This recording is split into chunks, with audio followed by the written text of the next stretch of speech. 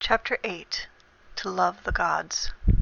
Autumn 4983. 20th of Shinmoth. Sean stirred awake before the kitchen maid came in. He kept his eyes closed, slowly wiggling fingers and toes, waiting for her to gently shake him, confirming this wasn't just an extension of a very lifelike dream he'd been having. Rolling towards her, he blinked as she brought her finger to her lips, reminding him to be quiet so as not to wake the other boys. She didn't usually bother. After 2 years of waking him up before dawn, they both knew Sean was more than capable of moving with enough silence to let the others sleep for a few more hours. His eyes drifted towards the far end of the room and the reason for her added caution. Only recently moved out of the nursery, the newest boy snuffled restlessly. He wasn't a sound sleeper. Nodding to the maid, Sean moved slowly. It probably didn't matter. His bed was far away, nearly to the door. The dorms kept the eldest near the door, the boys getting younger as the long hall-like room reached towards the window. As the youngest, the new boy was as far from the door as it was possible to be, with only 2 empty beds between him and the glass window. Sean slipped on his boots, and the maid shivered, breathing on her hands as she left. He narrowed his eyes at her as she pulled the door almost closed. He would close it all the way after following her, then looked towards the window beyond the restless boy. Noticing the snow falling beyond the glass, Sean rolled his eyes. He reached for the box below his bed and pulled out a short cloak, just long enough to cover his shoulders and arms. He would be expected to wear something extra now that it was officially snowing. He really didn't see the point. It wasn't that cold. But the others always looked at him funny, and the priests would yell about him getting sick if he didn't wear it. So rather than argue, he just did as he was told. The new boy whined in his sleep as Sean began to make his bed, and the oldest curled tighter into his own blankets, though he was furthest from the window. Glancing over his shoulder, Sean sighed and pulled the blanket off his bed. Folding it just enough not to drag on the ground, Sean tiptoed down the central hall of the dorm before slowly and carefully draping his blanket over the youngest. His whimpers settled shortly after, and Sean shook his head. He would have to remember to grab one of the spare blankets before anyone noticed his was missing. Leaving the dorm, Sean didn't try to be as quiet in the halls. Servants scuttled about in their early morning duties, lighting candles and torches, getting everything ready for when the rest of the church began to wake for the day. Most headed for the kitchens with him. The head cook returned Sean's nod when he entered, going back to kneading the morning bread as Sean started his chores. This was the agreement they'd come to when he'd asked if they'd wake him up early. Every day he would get up hours before the other children and help prep the dining area. It was simple work that he finished quickly, but it still freed up an extra servant to work the ovens. When finished, Sean walked through the kitchen again, waving at the cook to let him know he was done before exiting into the courtyard for the real work of the morning. Soft snow floated lazily down between the naked branches of the central tree, dusting the ground like fine sugar on an expensive sweet roll. Sean hardly noticed the snow, reaching his usual practice area and breathing deep before sinking into his low horse stance to start his most basic drills. 100 rounds for each of his standard punches and kicks. This time of year, it would be hours before the sun rose, and though there were no lights in the courtyard, he didn't need to see. Sean closed his eyes as he worked his muscles awake, breathing in the crisp, icy air and feeling it invigorate him in a way that rarely happened during the warmer months. He thought of Master Vionzi, imagining the monk standing beside him, matching his punches and kicks, occasionally offering a small lesson during the warm-up. Imagine with each punch your opponent. Where are you hitting? Be sure to aim through him, so you don't stop short with barely a tap. His master wasn't here, though he was expected to arrive sometime this week. Still, Sean could see the man clearly in his mind's eye as he worked, sweat beginning to bead on his head and neck.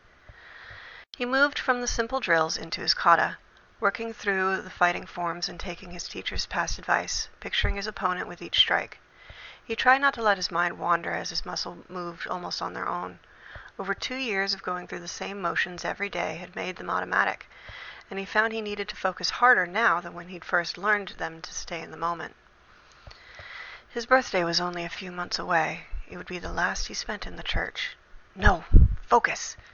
His sweeping kick landed an imaginary adversary at just the right spot in the middle of the shin, causing him to fall forward, perfectly in line for Sean's next punch.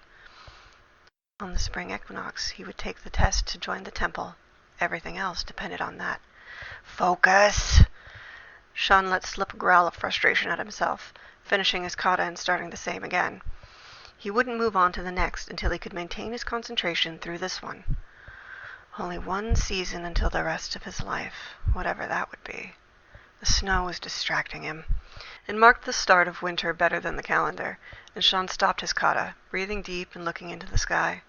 The stars would be shining beyond the clouds, though they would fade soon as the sun slowly began to rise. He would go to the temple again today.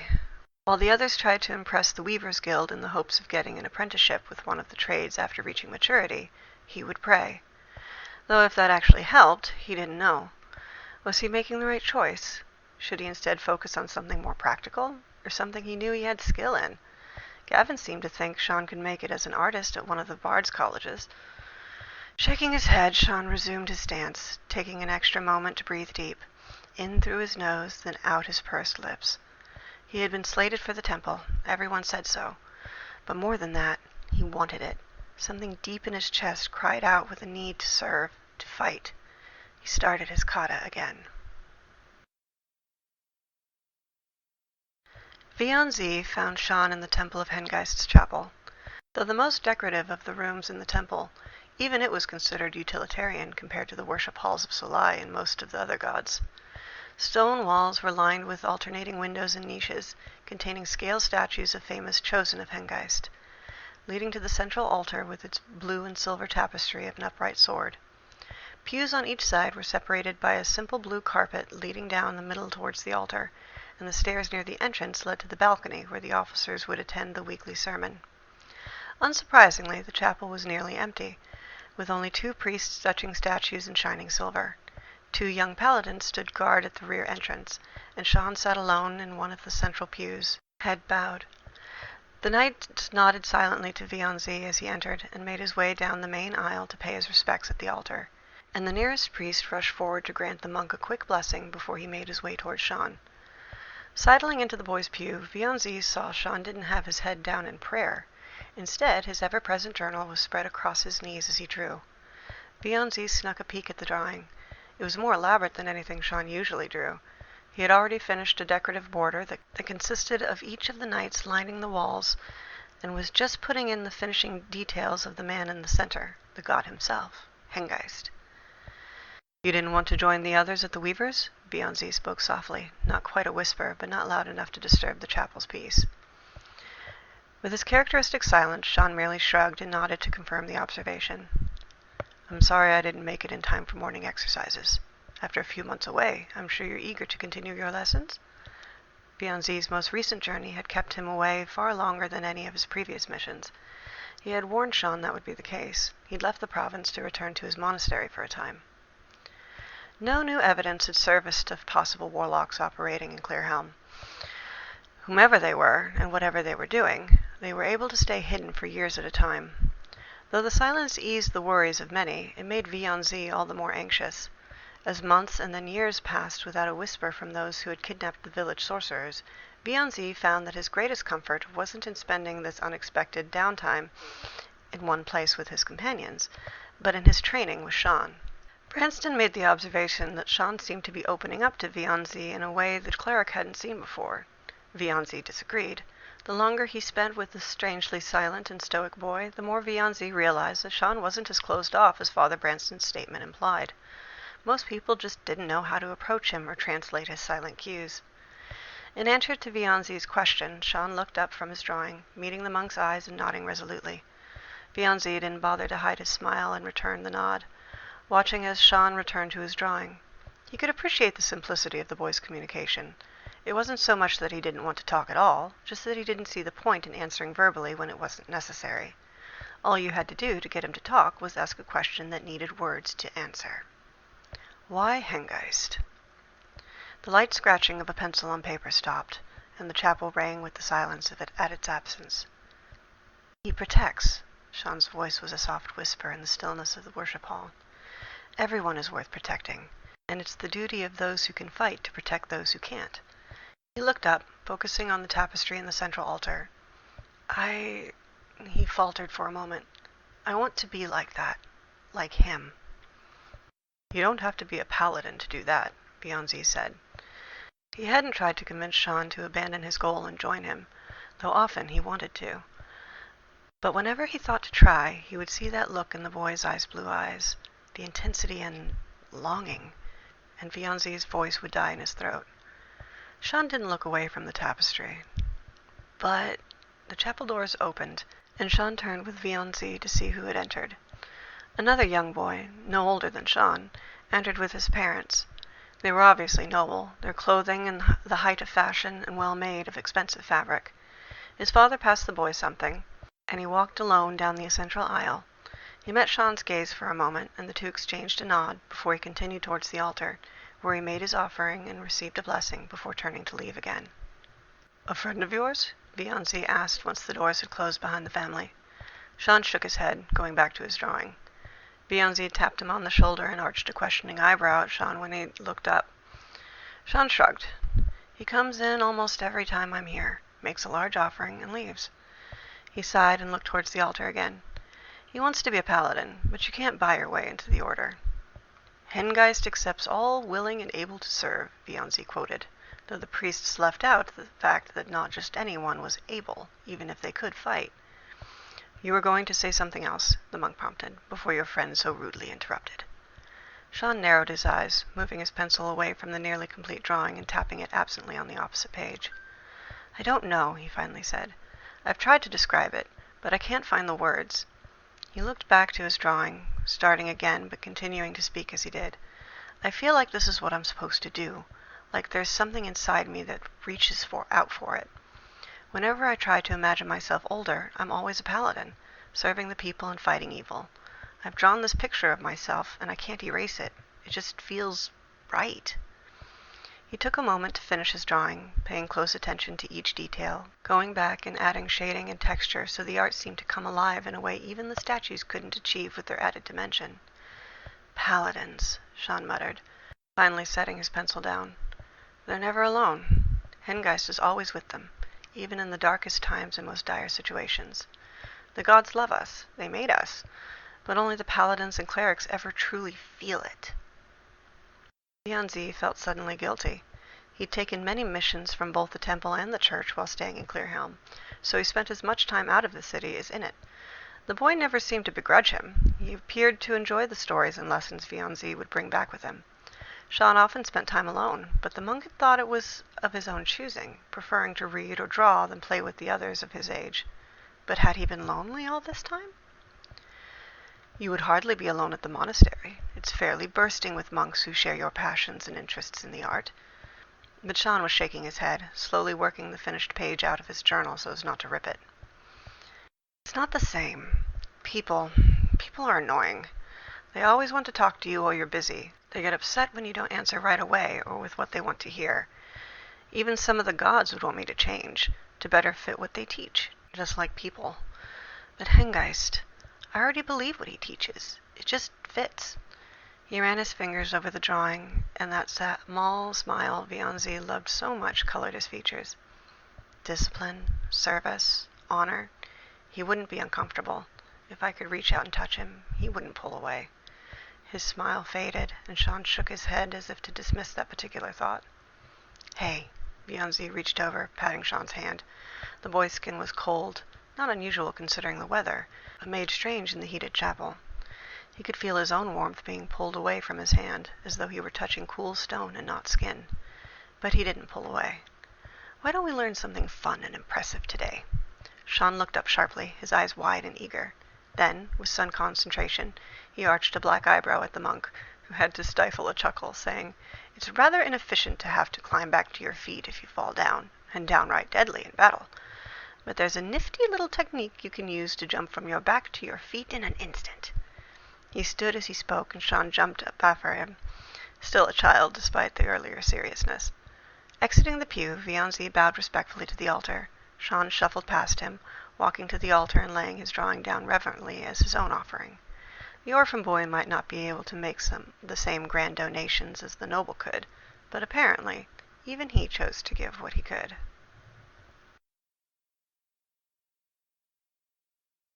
"I think I hate the gods." She sat on the floor with her back leaning against the locked door of her room. A book rested on her bent knees, and she stroked her hair over her shoulder. It was finally the length she liked, meaning they were probably going to cut it today. Careful saying such things, Red. Rand spoke from the other side of the door. They might decide to smite you. She scoffed, tossing her hair back over her shoulder and leaning forward as the lock clicked. What are they going to do? Make this somehow even more boring? She pushed against the door as Rand tried to open it, snickering as he struggled to push against her weight. Inryu won't take me because I'm too good, and Yoryu won't have me because I'm too bad. Red, Rand said disapprovingly. I guess she doesn't want to see the puppies after all.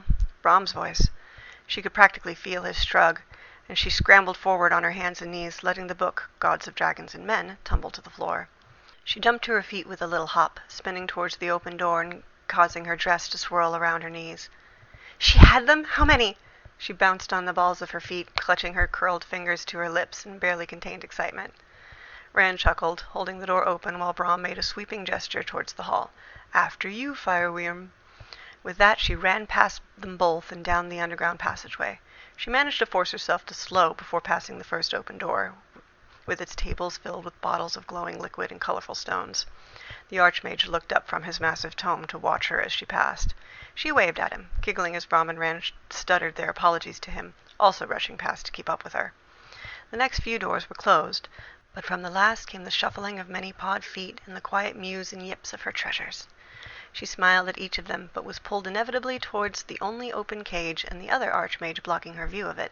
She squeezed past Archmage Saloon and gasped at the golden wolf and her 5 shimmering puppies, all crowded around her belly, fighting each other for prime spots and suckling eagerly. Oh, she cooed, dropping to her knees. She stroked the mother's head.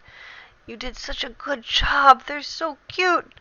Shalhoun pursed her lips, muttering, We'll see. Then louder, Where are Ran and Brom? Here, Archmage, Rand puffed as he rounded into the room.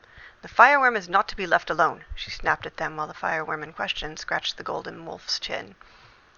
They were right behind me, she said absently, sitting back on her heels and cupping her hands before her. In her palm, she summoned a little fire and spoke to the wolf. I made something for you to chase when you feel better. She focused on the fire, shaping its heart with her will. Archmage Shalhoun took her by the wrist and broke her focus as she pulled the girl to her feet. Not now, Firewyrm. We are short on samples. You two. She let go of the girl's hot skin and turned back to Brom and Ran, who stiffened. Blood and saliva. And hair? Ran asked, moving forward and taking the girl gingerly by the shoulders. Shalhoun waved a dismissive hand as he led the Firewyrm away from the wolf and her new puppies towards another door. We have enough for now. The Firewyrm did a little happy dance. No hair and no scales? It was indeed a good day, though even that good news couldn't bring too much spring into her step as Brom opened the door and Rand ushered her into the lab usually used for taking samples from her treasures. It was even smaller than her room, and held only a tall cabinet, a wooden stand with jars, tubes, and vials, and a steel table with heavy leather straps dangling from the sides. Dutifully, she moved to the table and clambered on, laying down and staring at the stones of the ceiling. She tried not to listen too carefully to the clanking of glass and creaking of wood as Brom and Rand busied themselves getting ready. At least they weren't going to cut her hair. They didn't strap her down. They hadn't needed to for many years. Brom approached her left side, lifting her limp arm and examining the fold of her elbow with a hum. Still bruised. Better use the right side this time, Ran. She closed her eyes, listening to the soft rustle of Rand's robes as he rounded the table to lift her right arm. The cold cleaning agent made her twitch, and she focused on trying not to flinch as the long needle entered her vein. It felt enormous and stiff. She tried to breathe through the discomfort as a pulling sensation accompanied the taking of her blood sample. Open up, Goldie. Brom stood at her head, and she obeyed, taking a large swab in her mouth and soaking it with spit before he pulled it out and replaced it with another. She didn't bother to count them or try to keep track of the time. It always seemed to go so much slower whenever she did. Instead, she thought about her newest treasures. Ever since she'd first been allowed to help care for the other subjects of the tower, she'd claimed them as her own. They were a strange and beautiful lot, predatory animals with metallic fur or gem-colored scales. This generation was still healthy, but she knew they would grow sickly the older they got. Her caretakers assured her that the samples they took and experiments they did didn't hurt her treasures. It was only that their bodies couldn't handle their own power. She didn't know if she believed them. Still, she couldn't do anything about it, so she focused on keeping them as healthy and happy as she could for the time she had them, until the next generation was bred. The newest puppies were a variety of red scales or gold fur, just like her. Maybe they would survive longer. After all, she was perfectly healthy. She felt herself grow drowsy, her hand going numb as Rand continued to take his samples. Her mouth was dry enough to feel as though it were still stuffed with cotton, even after Brahm had stopped giving her swabs to soak. "I want to play with them before I go back," she gasped out, opening her eyes to see Brahm shake his head at her. "For a little while, maybe," he answered. She smiled. It was the best she was going to get. Tomorrow she would be given more time. They were always too busy to let her out for too long on sample days. She jerked awake as Rand slid the needle from her arm. "All done, Red. Don't sit up too fast." She didn't sit up at all, rolling off the table and climbing to her feet, eager to get back to her treasures before they brought her back to her rooms. She was a bit woozy and hadn't intended to fall asleep, but tried not to show it as Brahm opened the door for her. She stumbled out of the room. Archmage Morndancer had joined Archmage Shalhoun. They stood together outside the wolf's stall.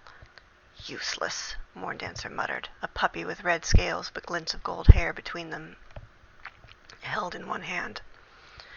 "Perhaps it will better show the relationship between," Shalhoun started. The Morndancer merely closed his hand, the puppy squealing and wiggling in his suddenly tight fist. "We've seen it 100 times before," he snapped at his colleague. "It will grow, but it cannot breed. It cannot evolve or further our efforts." They hadn't noticed the fireworm. She slowed, eyes fixed on the struggling captive pup. "Useless," Morndancer said again, then turned and threw the puppy at the far wall. Its yip was silenced by a sickening crunch and a wet plop as it bounced off the wall and landed unmoving on the floor. The fireworm screamed. Her neck itched and she was still dizzy, but she lunged for Morndancer, who pulled away in surprise. Fire flickered at the hem of his robes and smoke began to rise from the nearest pile of straw used to pad the cages. "Red, don't!" Someone grabbed her shoulders but let go immediately, cursing in pain at the heat radiating off of her, causing her hair to undulate in the shifting heat waves. "Fireworm, calm down," Shalhoun said, stepping between her and Morndancer, who was trying to pat the fire out of his robes only to find it spreading. Her head spun, and her heart pounded in her ears. Red was beginning to creep into the sides of her vision, narrowing her focus on the man who had so callously killed one of her treasures. Her numb hand tingled and her neck itched. Her vision wavered. She was too drained, too dizzy. Fingers snapped, and she couldn't breathe. Her collar tightened around her neck, and she clawed at it, her fires going out in a blink as she fought for air that wouldn't come. The voices around her seemed to come from far away, their words barely registering. "If she has enough energy for this, then obviously we've been skimping on samples." She couldn't see, couldn't breathe, couldn't even cry out as the collar continued to squeeze. "Take her back. We can never have enough blood. And cut that damn hair."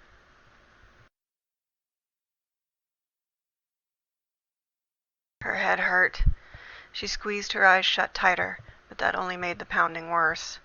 Struggling to move her fingers, she eventually managed to lift her hand, only to flinch as the move put pressure on her sore elbow, her left side. They had drained her on both sides the second time then. She moved past the pain and brought her hand up to pat her head. Her hair was shorn short, right up against the scalp. Letting slip a groan, she rolled over and flinched violently as the shift put pressure on her left upper arm. They had taken a large patch of red scales as well, ripping them free by the root. She finally managed to squint her eyes open to find she was back in her room. The only light the shine of the moon reflected off the snow through her window. She looked at her candles, but they wouldn't light, and her head pounded harder. Curling into a tight ball, she tried to scan the rest of her room, but it was empty. The books and comfortable chair, gone. Squeezing her eyes shut again, she cried silently, the pitiful yip of her lost treasure ringing in her ears. "I hate the gods.